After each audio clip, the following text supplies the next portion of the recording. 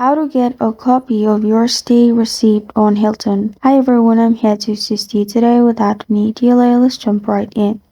First, open Hilton's official page and sign into your account. After you're signed into your account, you will find this kind of screen pop up. Here, click on Your Stays at the top right.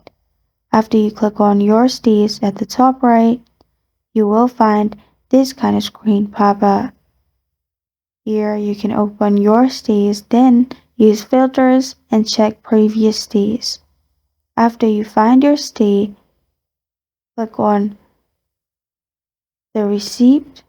After you've selected the receipt you want to see, you can click on View Receipt, and then at the bottom you can click on Download and download the receipt. Repeat for another stay if you want, and after you do that, you're good to go. This is how to get a copy of your stay receipt on Hilton. Thank you for joining me today. If this video helps you out, please leave a like and subscribe for more.